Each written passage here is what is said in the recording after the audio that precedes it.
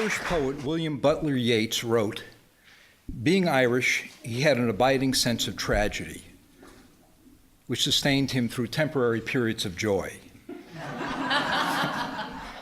He must have known my father. One evening, he'd be filled with joy.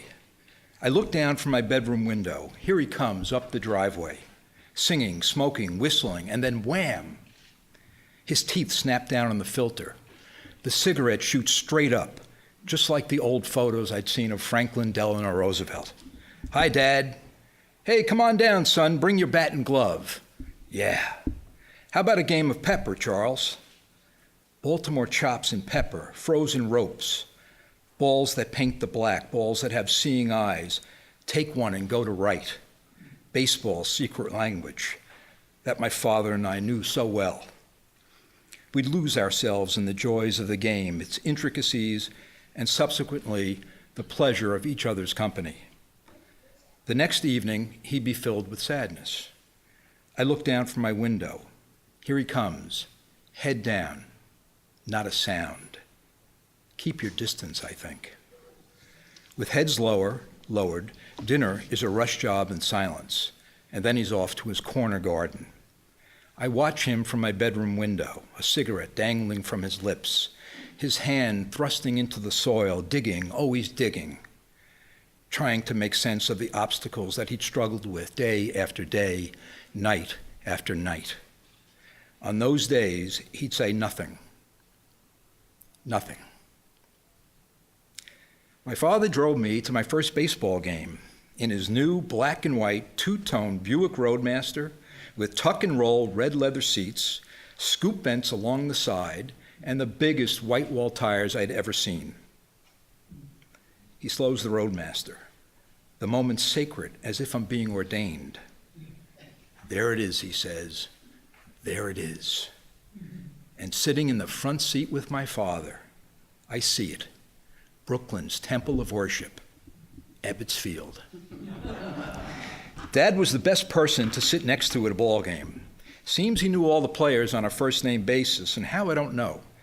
But he'd chat them up during the game. He even knew about their private lives. "Yo, Gino, I saw your girlfriend last night. No wonder your ass is dragging." "Holy mother of mercy, I got tired just looking at her." And then he'd lean back, open his eyes, and roar with laughter. I had no idea what my dad was yelling out half the time, and how can you get tired just looking at a woman? But he'd yell it out with such fervor you had to laugh. I really wish I could hear that laugh again. As Dad grew older, his heart began to fail. I remember one hospital visit when he alternately laughed and cried like a child. The after effects of anesthesia can induce extremes in behavior, the doctor said. Induce extremes. I knew better. The cigarettes, late nights, and all of his extremes were taking their toll. Soon he was able to lift his body from the bed.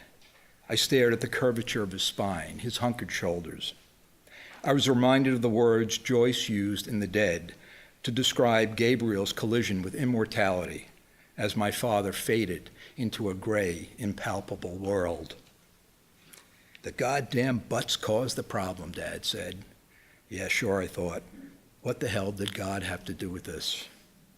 Soon it was time to leave. I walked over to his bed and touched his arm. We just smiled through our tears and shook our heads at each other.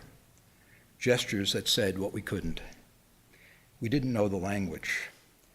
This wasn't baseball.